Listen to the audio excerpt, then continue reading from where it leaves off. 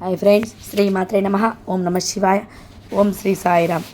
2025 ఫిబ్రవరి 6వ తేదీన మహాశివరాత్రి పండుగ రాబోతుంది. ఈరోజు శివపార్వతుల కళ్యాణం జరుగుతుందని, శివుడు లింగ రూపంలో ఉద్భవిస్తాడని పురాణాలు చెబుతూ ఉన్నాయి. ఇది పరమేశ్వరుడికి ఎంతో ఇష్టమైన రోజు. ఈరోజు అందరూ శివుని పూజిస్తారు. అయితే అలా పూజ చేసేటప్పుడు మర్చిపోకుండా ఈ ప్రసాదం పెట్టాలని శాస్త్రాలు చెప్తున్నాయి. ఈ యొక్క ప్రసాదం 1000 పూజలతో సమానం. ముఖ్యంగా పెళ్ళైన స్త్రీలు ఈరోజు శివుడికి లేదా శివపార్వతులకి ఈ ప్రసాదాన్ని సమర్పిస్తే దీర్ఘ సుమంగళి యోగం కలుగుతుంది. ఇది మహాశివుడికి అత్యంత ఇష్టమైన ప్రసాదం కనుక తప్పకుండా ఈ ప్రసాదం పెట్టాలని పురాణాలు చెప్తున్నాయి. అంతేకాదు, శివరాత్రి రోజు ఈ ప్రసాదం పెడితే సంవత్సరం అంతా కూడా మీకు కలిసి వస్తుంది. అంటే మళ్ళీ వచ్చే సంవత్సరం వరకు ధనధాన్యాలకు లోటు రాకుండా ఉంటుంది. సకల ఐశ్వర్యాలు సిద్ధిస్తాయి. ధన సమస్యలు తీరిపోతాయి. వద్దన్న ఐశ్వర్యం వస్తుంది. మరి ఇంతకీ శివరాత్రి రోజు శివుడికి ఏ ప్రసాదాన్ని పెడితే 1000 పూజలు చేసిన ఫలితం వస్తుంది అనే విషయాన్ని ఈ వీడియోలో వివరంగా తెలుసుకుందాం. ఫ్రెండ్స్, వీడియోలోకి వెళ్ళే ముందు కామెంట్ బాక్స్లో ఓం నమ శివాయ అని కామెంట్ చేయండి. అలాగే ఈ వీడియోకి ఒక లైక్ కొట్టి మా ఛానల్ని కూడా సబ్స్క్రైబ్ చేసుకొని మాకు సపోర్ట్ చేయండి. హిందువులు జరుపుకునే పవిత్రమైన పండుగలలో మహాశివరాత్రి ఒకటి. హిందూ క్యాలెండర్ ప్రకారం కొన్ని ప్రాంతాలలో మాఘమాసంలో మాఘ బహుళ చతుర్దశి నాడు, మరికొన్ని ప్రాంతాలలో పాల్గొన మాసంలో కృష్ణ పక్షంలో యొక్క చతుర్దశి తిథిన ఈ పండుగను జరుపుకుంటారు. ఈ రోజున ముక్కోటి దేవతలలో సనాతుడైన శివుణ్ణి భక్తి శ్రద్ధలతో ఆరాధిస్తే కోరిన కోరికలన్నీ కూడా తీరుస్తాడని భక్తులందరికీ నమ్మకం. ఈ జగత్తును పాలించే పరమేశ్వరుడికి ఎంతో ప్రీతికరమైన రోజు మహాశివరాత్రి. నీలకంఠుడిగా, బోలాశంకరుడిగా, ఈశ్వరుడిగా, అభిషేక ప్రియుడిగా, రాజేశ్వరుడిగా భక్తులచే పిలువబడుతూ ఎన్నో పూజలు అందుకుంటున్నాడు. మహాశివరాత్రి రోజున జ్యోతిర్మయ రూపంలో, ఒక మహాలింగ రూపంలో శివుడు ఉద్భవించాడని చాలామంది నమ్ముతూ ఉంటారు. ఈ పవిత్రమైన రోజున ఈశ్వరుడు తన దర్శనం ద్వారా విశ్వాన్నంతటిని దేదీవ్యమానం చేసిన ఈ సమయంలో అసలు నిద్రపోకూడదట. రాత్రంతా జాగరణ చేసి మేలుకుంటే మంచి ఫలితాలు వస్తాయని పండితులు చెప్తున్నారు. పురాణాల ప్రకారం మహాశివరాత్రి రోజున 14 లోకాల్లో ఉండే కొన్ని బిల్వ మూలంలో ఉంటాయి. అయితే ఈ పవిత్రమైన రోజున ఉపవాసం ఉండి ఒక బిల్వ పత్రాన్ని పరమేశ్వరుడికి సమర్పించమని శాస్త్రం చెప్తుంది. అనంతరం మహాశివరాత్రి రోజున పరమేశ్వరుని ఆలయాల్లో జరిగే పూజల్లో పాల్గొంటే సిరి సంపదలు కలుగుతాయని వేద పండితులు చెప్తున్నారు. ఇది ఇలా ఉండగా, పురాణాల ప్రకారం కైలాస పర్వతం మీద పార్వతీ పరమేశ్వరులు సుఖాసీనులై ఉన్నారు. అప్పుడు పార్వతీదేవి శివుడితో అన్య వ్రతాలలో ఉత్తమమైన వ్రతమేది అని అడగగా, అప్పుడు ఆ పరమేశ్వరుడు శివరాత్రి వ్రతం అన్ని వ్రతముల కన్నా ఉత్తమమైనదని జవాబు ఇవ్వడంతో పాటు ఆ వ్రతం యొక్క విశేషాలను తెలియజేశాడు. ఈ వ్రతాన్ని మాఘ బహుళ చతుర్దశి నాడు మాత్రమే ఆచరించాలని, తెలిసి చేసిన తెలియక చేసిన ఈ వ్రతాన్ని ఒక్కసారి చేసిన యముడి బారి నుండి తప్పించుకొని విముక్తి పొందుతారని వివరించారు. ఈ మహాశివరాత్రి రోజు ఎలా ఉపవాసం ఉండాలి? ఉపవాసం ఉన్న సమయంలో పాలు పండ్లు తినవచ్చా? గుడిలో ప్రసాదం పెడితే తినవచ్చా? ఈ విషయాలన్నిటినీ గురించి ఇప్పుడు ఈ వీడియోలో తెలుసుకుందాం. మహాశివరాత్రి రోజు సూర్యోదయానికి పూర్వమే బ్రహ్మ ముహూర్త కాలంలో నిద్ర లేవాలి. తెల్లవారేదాకా పడుకోకూడదు. బ్రాహ్మీ ముహూర్తంలో నిద్రలేచి స్నానాదులు పూర్తి చేసుకొని కొత్త దుస్తువులు ధరించి ఇంట్లో యథావిధిగా పూజలు చేసుకొని తర్వాత శివాలయ దర్శనం చేసుకొని ఆ మహాశివయ్యను భక్తి శ్రద్ధలతో పూజించుకోవాలి. మహాశివరాత్రి రోజు ఉపవాసం చేయాలి. ఉపవాసం చేసే సమయంలో పండ్లు, పచ్చి పాలు తీసుకోవచ్చు. ఉడికించినవి, వండినవి అస్సలు తినకూడదు. అత్యంత పవిత్రమైన ఈరోజు దేవుడికి దగ్గరగా ఉండి దైవ నామస్మరణ చేసుకోవాలి. ఈరోజు శివాలయానికి వెళ్తే అక్కడ పెట్టే పలహారం తినవచ్చు. ఉపవాసం ఉన్నా కానీ అక్కడ పెట్టే పలహారం తినవచ్చు. కొంతమంది ప్రసాదం పెడితే ఉపవాసం ఉన్న వద్దు అంటారు. ఎప్పుడైనా ప్రసాదాన్ని వద్దు అనవద్దు. అది ఆ దేవుడికి ఇష్టం ఉండదు. ప్రసాదం దేవుడికి నివేదించింది కాబట్టి నిరభ్యంతరంగా తీసుకోవచ్చు. శివరాత్రికి ఉపవాసం ఉండేవారు మంచం మీద కానీ కుర్చీలో కానీ కూర్చోకూడదు.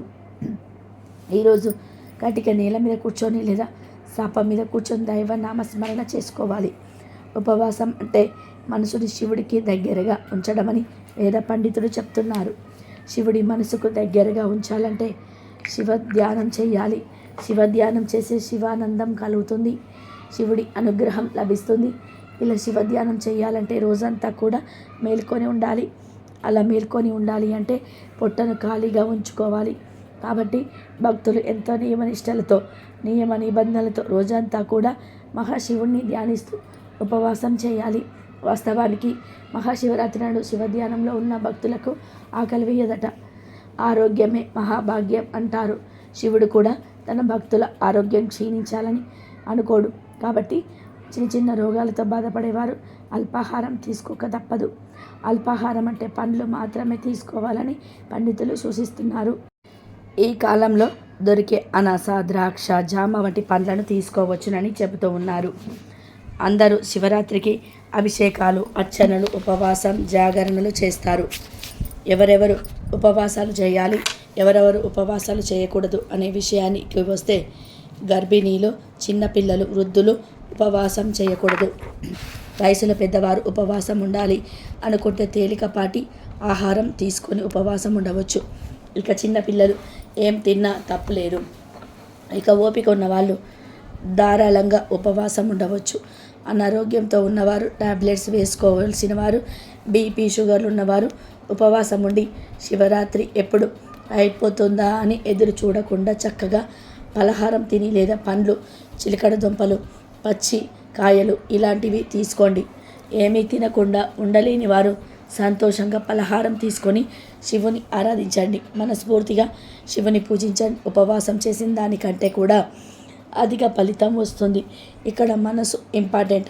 మన మనసును భక్తి మార్గంలో చూపించేటప్పుడు అంటే భగవంతుడిపై లీనం చేసినప్పుడు ఆ ఫలితం అనేది ఎక్కువగా వస్తుంది. మనం ఉపవాసం ఉండి కూడా భగవంతుడిపై మనసును లగ్నం చేయలేకపోతే ఆ ఉపవాసం వ్యర్థమవుతుంది.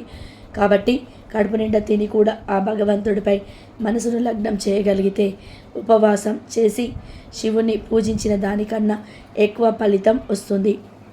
అంతేకాని బాధపడుతూ ఉపవాసం ఉండవద్దు. అది శివుడికి నచ్చదు. నేను భోజనం చేయలేదు అని అనుకుంటూ శివుడిని పూజన చేస్తే ఆ పూజ శివుడికి నచ్చదు, మీకు కూడా మంచిది కాదు. ముఖ్యంగా శివరాత్రి రోజు ఎవ్వరు కూడా దుర్భాషలు ఆడవద్దు, ఎవరిని తిట్టవద్దు. ఇంట్లో వారితో కూడా ప్రశాంతంగా మాట్లాడండి. ఈరోజు సాధ్యమైనంత వరకు నమఃశివాయ మంత్రాన్ని జపించండి. ఏదైనా పొరపాట్లు చేస్తే శివ అని శివుణ్ణి తలుచుకోండి. ఆ రోజు మీరు చేసే ప్రతి పనిలోనూ శివార్పణం అనే నామాన్ని వాడండి. ఎంత ఎక్కువగా శివుడితో మమేకంగా ఉంటారో భగవంతుడి కరుణ కటాక్షాలు అంత ఎక్కువగా లభిస్తాయి. ఆహారానికి ఉపవాసం ఉండడంతో పాటు నోటికి కూడా ఉపవాసం ఉండాలి. అంటే చెడు మాటలు మాట్లాడకుండా భక్తిపరమైన మాటలే మాట్లాడుకోవాలి. ఇలా మహాశివరాత్రికి మనస్ఫూర్తిగా మనసుకు సంతృప్తి కలిగే విధంగా ఉపవాసం ఉంటే మీరు ఏం తినకుండా ఉపవాసం ఉన్న దానికన్నా కూడా అధిక ఫలితం వస్తుంది. ఈరోజు కనీసం లింగోద్భవ కాలం అంటే నిశ్చిత కాలం వరకు మేల్కొని ఉండాలి. ఈ సమయంలో శివలింగానికి అభిషేకం చేయాలి లేదా శివాలయాల్లో అభిషేకం చేస్తున్నప్పుడు చూసినా చాలు, కోటి జన్మల పుణ్యం లభిస్తుంది. ఆరోగ్యం బాగోలేని వారు శివరాత్రి ఉపవాసం చేయకపోవడమే మంచిది. ఎందుకంటే బాధపడుతూ ఉపవాసం చేయటం శివుడికి అస్సలు ఇష్టం ఉండదు. శివరాత్రి రోజు ఎట్టి పరిస్థితుల్లో కూడా మాంసాహారం తినకూడదు. తింటే అలాంటి వారు నరకానికి పోతారు. ఈరోజు తెల్లవారేదాకా నిద్ర లేవకుండా ఉండకూడదు. మరియు సాయంత్రం ప్రదోషకాలంలో అస్సలు నిద్రపోకూడదు. అత్యంత పవిత్రమైన ఈరోజు శివుణ్ణి నీటితో అభిషేకిస్తే ఎంతో సంతోషిస్తాడని పురాణాలు చెప్తున్నాయి. ఈరోజు ఎవరైనా శివలింగం మీద చెంబుడు నీళ్లు పోస్తే శివయ్య సంతోషించి అలాంటి వారి కోరికలు నెరవేరుస్తాడు. ఎందుకంటే ఆ మహాశివుడు అభిషేక ప్రియుడు. ఇలా నీటితో అభిషేకం చేసే సమయంలో మన ఒంటిపై ఉండే చెమట ఎట్టి పరిస్థితుల్లో కూడా శివలింగం మీద పడకూడదు. అలా పడితే అది మహాపాపంగా పరిగణించబడుతుంది. ఈరోజు ప్రతి ఒక్కరు కూడా ఉపవాసం ఉండి ఓం నమః శివాయ అనే పంచాక్షరి మంత్రాన్ని జపిస్తూ దేవుడికి దగ్గరగా ఉండడానికి ప్రయత్నం చేయాలి. ఈరోజు ఇలా ఎవరైతే చేస్తారో అలాంటి వారికి శివయ్య అనుగ్రహం కలిగి సకల పాపాలు పోయి కోటి జన్మల పుణ్యం రావటంతో పాటు ఎంతటి పేదవాడు అయినా సరే ధనవంతుడు అయ్యేలాగా ఆ మహాశివయ్య దీవిస్తాడు. అంతేకాదు శివ సాహిత్యం లభిస్తుంది. మన ముఖ్యమైన పనులుగలో మహాశివరాత్రి ఒకటి. ఏటా మాఘ బహుళ చతుర్దశిని శివరాత్రిగా జరుపుకుంటూ ఉంటారు. ప్రతి నెల కృష్ణ చతుర్దశిని మాస శివరాత్రిగా జరుపుకుంటాము. ఆ రోజు కూడా ప్రార్థనలు చేసినప్పటికీ మహాశివరాత్రి మరింత ప్రత్యేకమైనది. దీన్ని అత్యంత విశిష్టమైనదిగా పరమ పవిత్రమైనదిగా భావిస్తూ ఉంటారు. శివరాత్రి రోజున ఉపవాసం ఉండి జాగారం చేస్తే పాపాలన్నీ కూడా నశిస్తాయని, పుణ్యం వస్తుందని భక్తుల నమ్మకం. ఉదయాన్నే లేచి తలస్నానం చేసి పూలు ఫలాలతో శివుడికి పూజ చేస్తూ ఉంటారు. ఈ రోజున ప్రతి దేవాలయం కిక్కిరిసి ఉంటుంది. ఇక శివాలయాల్లో సంగతి చెప్పడం అవసరం లేదు. ఇసుక వేస్తే రాలనట్టు భక్తుల రక్తి కనిపిస్తూ ఉంటుంది. అభిషేకాలు పూజలతో పరమశివుడి ఆరాధిస్తూ ఉంటారు. భక్తుల పాలిట కల్పతరువు అయిన శివుడికి ఈ విశిష్ట దినాన రోజంతా కూడా ప్రత్యేక పూజలు జరుపుతూ ఉంటారు. రాత్రి కూడా దేవాలయాలు తెరిచే ఉంటాయి. పూజలు భజనలతో శివనామం మారుమ్రోగుతూ ఉంటుంది. ఈ పర్వదినాన లింగాష్టకం, శివ పంచాక్షరి జపిస్తూ ఉంటారు. దీపారాధన చేసి భక్తి ప్రవర్తులతో రుద్రాభిషేకం చేపిస్తారు. శివ పార్వతుల కళ్యాణం చేస్తారు. రోజంతా పరమేశ్వరుని ప్రార్థనలతో చింతనతో గడిపి రాత్రి జాగారం చేస్తారు. భక్తులు ఈ రోజున పరమేశ్వరుడు ఆరాధించడమే కాకుండా ఏ తప్పులు కూడా చేయకూడదని, అబద్ధాలు చెప్పకూడదని విశ్వసిస్తూ ఉంటారు. ఏడాది పొడవునా ఏ పూజలు చేయలేని వారి కూడా మహాశివరాత్రి నాడు ఈశ్వరుని ప్రార్థించి శివ సన్నిధి పొందినట్టు పురాణాల్లో ఎన్నో కథలు ఉన్నాయి. ఆఖరుకు పాపాత్ములు కూడా శివరాత్రి రోజున అనుకోకుండా నియమాలు పాటించినా సరే ముక్తి లభించింది అంటారు. గుణనిధి కథ ఇందుకు సాక్షి. శివుని ప్రసన్నం చేసుకోవడం చాలా తేలిక. అందుకే భక్త శంకర అన్నారు. బ్రాహ్మణ కుటుంబంలో పుట్టిన గుణనిధికి ఏ ఆచారాలు పట్టవు. దుర్గానాలన్నీ కూడా అలవర్చుకుంటారు. అన్ని విధాలుగా పవిత్రమైన అతను మహాశివరాత్రి నాడు కావాలని కాకుండా అన్నం దొరక్క ఉపవాసం ఉన్నాడు. ప్రసాదం దొరుకుతుందేమోనని ఆశతో దేవాలయానికి వెళ్ళాడు. చీకటిలో కనిపించక అవసరం కోసం దీపం వెలిగిస్తాడు. జాగారంలో తూగుతున్న భక్తుల అలికిడికి భయపడి పారిపోయి అనుకోకుండా శివ సన్నిధిలో ప్రాణాలు విడుస్తాడు. ఆ విధంగా ముక్తి పొందాడు. శివరాత్రి మహత్యం అంతటిది. శివరాత్రి పర్వదినానికి ఉపవాసం, జాగారం ముఖ్యం. మాఘమాసంలో బహుళ చతుర్దశి తిథి రాత్రి సమయంలో ఉన్న రోజు జాగారం చేసి శివలింగానికి అభిషేకం చేయాలి. శివరాత్రి రోజున గుమ్మానికి ఇది కట్టడం వల్ల మీ జీవితంలో ఉన్న దరిద్రం అంతా కూడా 1 గంటలోనే పోతుంది. 1 గంటలో ఏదో ఒక శుభవార్తను వింటారు. జీవితంలో పురోగతి లేదని బాధపడేవారు, ఆర్థిక పరంగా నష్టాలు కలుగుతున్నాయని బాధపడేవారు, భర్త సంపాదన, పిల్లల సంపాదన వృద్ధి చెందటం లేదని చింతించేవారు శివరాత్రి రోజు గుమ్మానికి ఇది కట్టండి. ఇది కట్టడం వల్ల మీరు కుటుంబంలో చాలా మార్పులను చూస్తారు. అన్ని విధాలుగా కూడా ఎదుగుదల మొదలవుతుంది. అందరూ మిమ్మల్ని అభిమానిస్తారు. చాలామంది ఆర్థిక పరంగా రకరకాల సమస్యలను ఎదుర్కొంటారు. ఇన్ని వ్యాపారాలు చేసినా నష్టం కలగడం, ఏ ఉద్యోగం చేసినా స్థిరత్వం కలగకపోవడము, ఎంత కష్టపడినా చేతిలో మరియు ఇంటిలో రూపాయి మిగలకపోవడం జరుగుతూ ఉంటుంది. ఇలాంటి సమస్యలు దాదాపుగా మనం అందరం ఎదుర్కొంటూ ఉన్నాము. అయితే వీటికి గల కారణం నరదిష్టి, ఇతరుల ఏడుపు కావచ్చు. అలాగే అనవసర ఖర్చులు పెరగటం వల్ల కావచ్చు కూడా. ఇంటి యజమాని సరిగ్గా బాధ్యతలు నిర్వహించకపోతే కుటుంబంలో సమస్యలు మొదలవుతాయి. పిల్లలు మాటలు వినరు, డబ్బులు విచ్చలవిడిగా ఖర్చు చేస్తూ ఉంటారు. ఇంటి యజమాని మరియు పిల్లలు చక్కగా జీవితంలో స్థిరపడాలి అని కోరుకునే ప్రతి ఒక్కరు కూడా శివరాత్రి రోజున ఈ మూట కట్టండి. శివరాత్రి రోజు ఉదయం కానీ సాయంత్రం కానీ ఇది మీ ఇంటి గుమ్మానికి కట్టండి. శివుడికి చక్కగా పూజలు చేసిన తర్వాతనే ఈ మూటను కట్టాలి. మన హిందువులు గుమ్మానికి చాలా ప్రాముఖ్యతను ఇచ్చారు. ఏ పండుగ వచ్చినా గుమ్మానికి చక్కగా అలంకరించి పూజలు చేస్తారు. గుమ్మానికి మారేడు తోరణాలు కడతారు. ఇలా గుమ్మానికి తోరణాలు కట్టడం వలన ముక్కోటి దేవతలకు ఆహ్వానం పంపినట్టు తెలుపుతారు. మన ఇంటిలో అదృష్టం రావాలన్నా, దరిద్రం ప్రవేశించాలన్నా ప్రధాన గుమ్మం నుండే అవుతుంది. అలాంటి ప్రధాన గుమ్మానికి శివరాత్రి రోజు ఈ మూటను కట్టండి. శివుడికి చక్కగా పూజ చేసిన తర్వాత ఒక తెలుపు రంగు వస్త్రం తీసుకోండి. వైట్ క్లాత్ తీసుకొని ఇంట్లో శివలింగం ముందు లేదా శివ పటం ముందు పెట్టండి. అందులో గుప్పెడు నల్ల నువ్వులు వేయండి. నల్ల నువ్వులు ఈ పరిహారానికి బాగా ఉపయోగపడతాయి.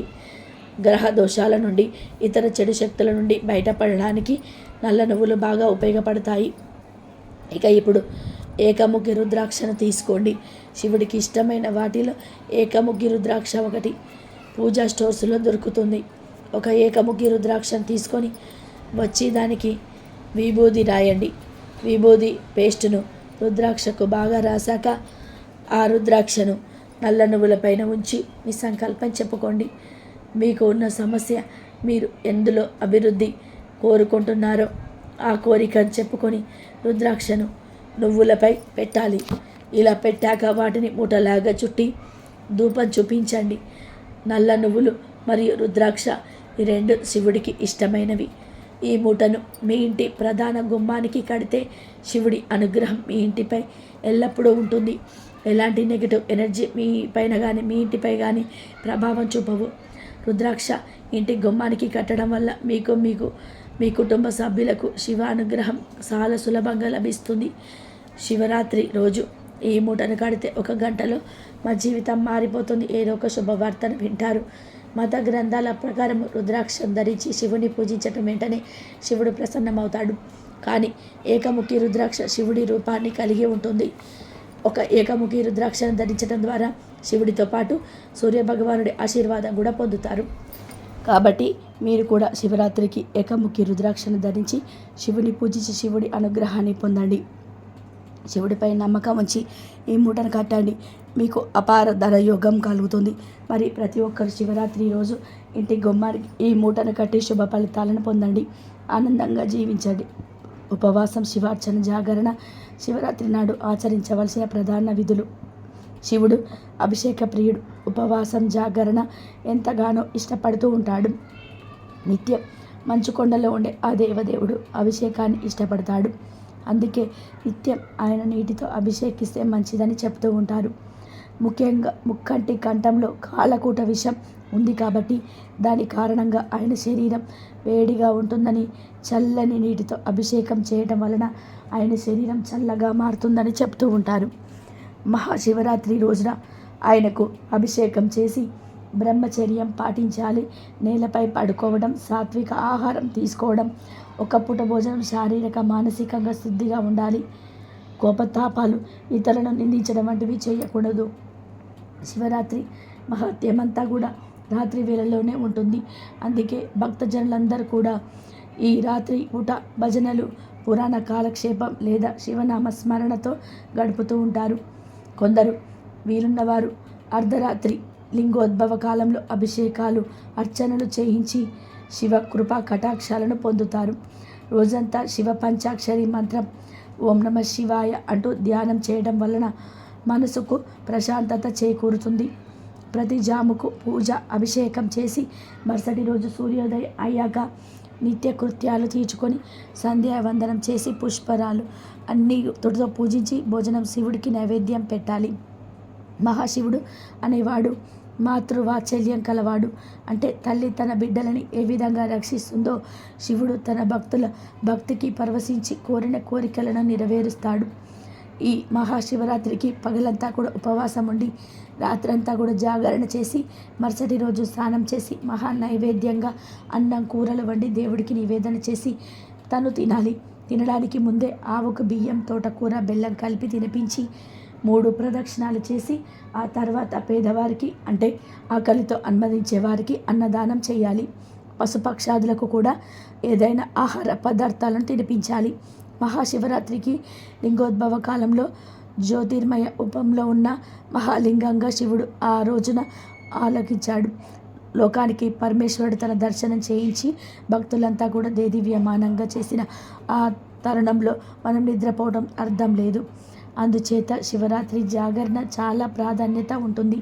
అభిషేకాదులతో శివుడిని పూజించి ఉపవాసం ఉండి రోజంతా శివనామస్మరణతో గడపడంలోని ప్రధాన ఉద్దేశం మన తనువు మనసును కూడా శివార్పణం శివంకితం చేయడానికే. శివం అంటే జ్ఞానమే. జన్మ పరంపర శృంఖలాలను తెంచి నిత్యాన్నదానప్రదమైన మోక్షాన్ని అందించే శక్తి ఆ జ్ఞానానికి ఉంటుంది. శివరాత్రి నాడు 14 లోకాల్లోని పుణ్యతీర్థాలు బిల్వ మూలంలో ఉంటాయి. ఆ రోజున ఉపవాసం ఉండి ఒక్క బిల్వమైన శివార్పణ చేసి తరించమని శాస్త్రం చెబుతుంది. కనీసం జన్మానికి ఒక్క శివరాత్రి అయినా సరే చేయమని చెప్తూ ఉంటారు. ఇక ప్రత్యేకంగా ఈ సంవత్సరం శివరాత్రి రోజున ఆడవారు పసుపు లేదా ఆకుపచ్చ రంగులో ఉండే చీర కట్టుకొని పూజ చేసిన దేవాలయానికి వెళ్ళిన పార్వతీ పరమేశ్వరుల అనుగ్రహం కలుగుతుంది. శివరాత్రి రోజు ఈ రంగులో ఉండే చీరను కట్టుకుంటే సమస్యలన్నీ కూడా తొలగిపోతాయి. పరమేశ్వరుడి అనుగ్రహం కూడా లభిస్తుంది. అష్టైశ్వర్యాలు సిద్ధిస్తాయి. దీర్ఘ సుమంగళి యోగం సిద్ధిస్తుంది. భర్తకు కూడా చాలా మంచి జరుగుతుంది. చీరనే కాదు, డ్రెస్సులు వేసుకునేవారు కూడా ఈ రంగులో ఉండే డ్రెస్సులు వేసుకోండి.